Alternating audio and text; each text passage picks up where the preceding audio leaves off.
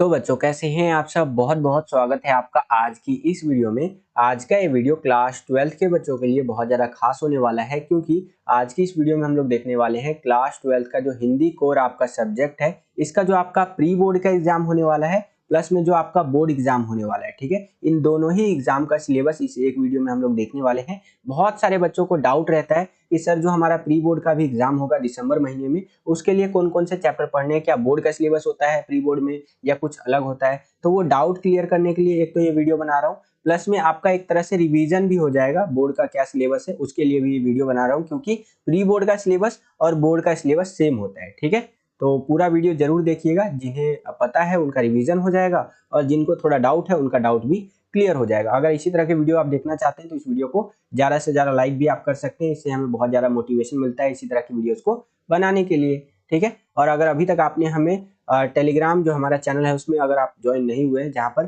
2500 के आसपास बच्चे ऑलरेडी ज्वाइन हो चुके हैं, क्योंकि हम उसके अंदर पीडीएफ नोट्स वगैरह प्रोवाइड करवाते रहते हैं, तो वहाँ पर ज्वाइन हो सकते हैं। ये हमारा टेलीग्राम चैनल के लिए ज्वाइन होने के लिए प्रोसेस है भैया। सिंपली आपको टेलीग्राम पे जाना है, वहाँ पर सर्च करना है क्लास 12 CBSE 1 2 3 है। जैसे ही आप सर्च करेंगे आपको हमारा टेलीग्राम का चैनल देखने को मिल जाएगा 12वीं क्लास का, उसमें आप ज्वाइन हो सकते हैं। ठीक है, और इंस्टाग्राम पे भी आप मुझे फॉलो कर सकते हैं, ये मेरा यूजर नेम है जय झा 07। ठीक है, चलिए अपना सिलेबस समझते हैं हम लोग। आपका सिलेबस समझने से पहले ये समझ लीजिए कि हिंदी कोर के अंदर बुक कितनी होने वाली है, यानी कि किताबें कितनी होने वाली है। टोटल 3 किताब होती है आपकी। पहला जो आपका किताब होता है ये आरोह वाला होता है, दूसरा होता है वितान भाग 2 करके। ठीक है, आरोह भाग 2 और वितान भाग 2। एक थर्ड भी बुक होता है आपका अभिव्यक्ति माध्यम, उसके बारे में हम आगे बात करेंगे। ठीक है, पहले इन दोनों किताबों में से समझ लेते हैं कि कौन कौन से चैप्टर आपको पढ़ने हैं, कौन कौन से चैप्टर नहीं पढ़ने। ठीक है, तो जो आपका फर्स्ट बुक है आरोह भाग 2 करके, इसमें जो काव्य खंड वाला हमारा सेक्शन है इसको मैंने निकाल लिया है। काव्य खंड के अंदर से आपको देखिए क्या क्या पढ़ना है। तो जो आपका हरिवंश राय बच्चन जी का आत्म परिचय और एक गीत है, ये आपको पढ़ना है। दूसरा जो हमारा रहेगा चैप्टर आलोक धनवा जी का पतंग, ये भी आपको पढ़ना है। तीसरा जो चैप्टर रहेगा आपका कुंवर नारायण जी का कविता के बहाने और बात सीधी थी पर, ये आपको पढ़ना है।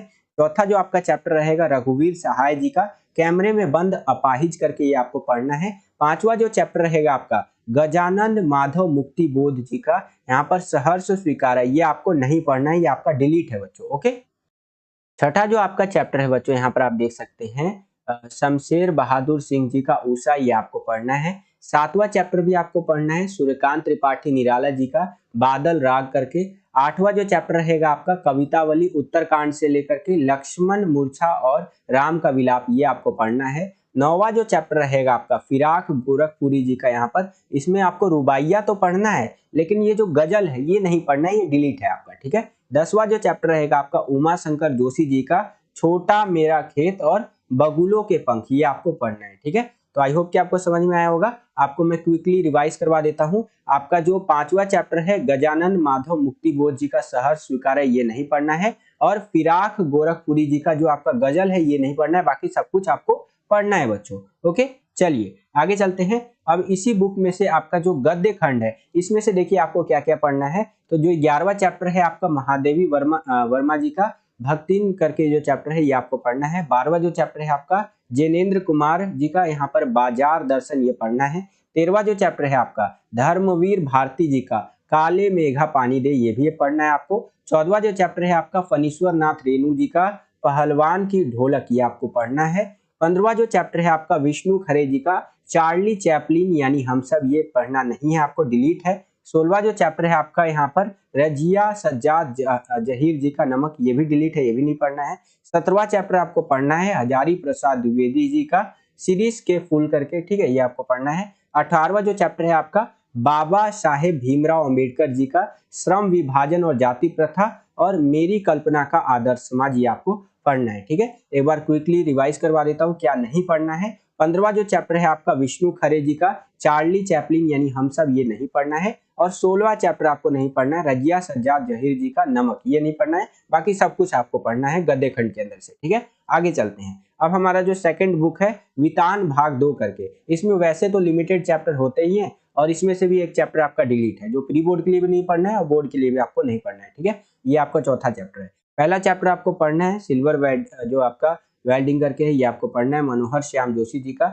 दूसरा जो चैप्टर है आपका जूझ करके आनंद यादव जी का, ये पढ़ना है। तीसरा जो चैप्टर है आपका अतीत में दबे पांव करके ओम जो है सो कि थानवी जी का, ये पढ़ना है आपको। और जो चौथा चैप्टर है आपका डायरी के पन्ने एन फ्रैंक करके, ये आपको नहीं पढ़ना है, ठीक है। स्टार्टिंग के 3 चैप्टर आपको पढ़ने हैं प्री बोर्ड एग्जाम के लिए और बोर्ड एग्जाम के लिए बच्चों, ठीक है। तो आशा करता हूं कि आपको यहाँ पर दोनों बुक का सिलेबस आपको समझ में आ गया होगा। अब जो आपका थर्ड बुक है अभिव्यक्ति और माध्यम करके, जिसके बारे में बहुत सारे बच्चों को नहीं पता होता है, तो इस बुक के अंदर से आपको कौन कौन से चैप्टर पढ़ने हैं, कौन कौन से चैप्टर नहीं पढ़ने हैं, इसको थोड़ा सा समझ लेते हैं, ठीक है। जो आपका अभिव्यक्ति माध्यम वाला ये जो पुस्तक है, बुक है, इसका जो विषय क्रम वाला जो पेज होता है एनसीईआरटी का मैंने निकाल लिया है। यहाँ पर आपको पहला दूसरा चैप्टर नहीं पढ़ना है। तीसरा जो चैप्टर है आपका विभिन्न माध्यमों के लिए लेखन, ये आपको पढ़ना है। चौथा जो आपका चैप्टर है पत्रकारीय लेखन के विभिन्न रूप और लेखन प्रक्रिया, ये भी पढ़ना है। पांचवा जो चैप्टर है आपका विशेष लेखन स्वरूप और प्रकार, ये भी आपको पढ़ना है। आगे चलते हैं।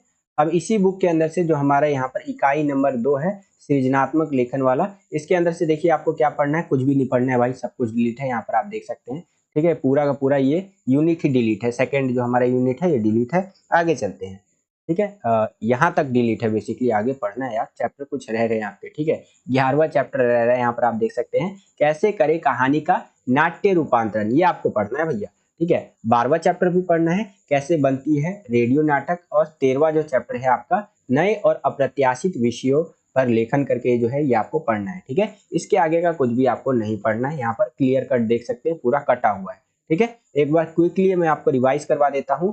13वां चैप्टर आपको पढ़ना है, 12वां चैप्टर पढ़ना है, 11वां चैप्टर पढ़ना है, ठीक है। और पीछे चलते हैं, यहाँ पर भी मैं आपको दिखा देता हूँ। यहाँ पर आपको जो है सो कि 6ठा 7वां 8वां 9वां 10वां ये कोई भी चैप्टर आपको नहीं पढ़ना है, ये पूरा डिलीट है आपका।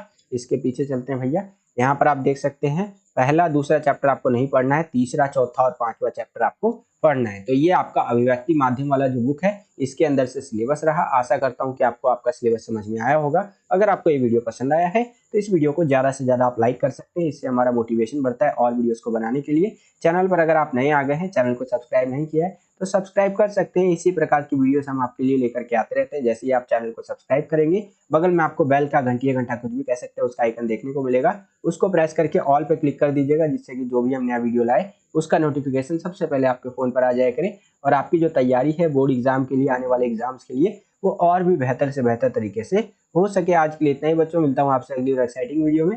तब तक के लिए खुश रहिए, खुश रखिए सभी को। जय हिंद, वंदे मातरम।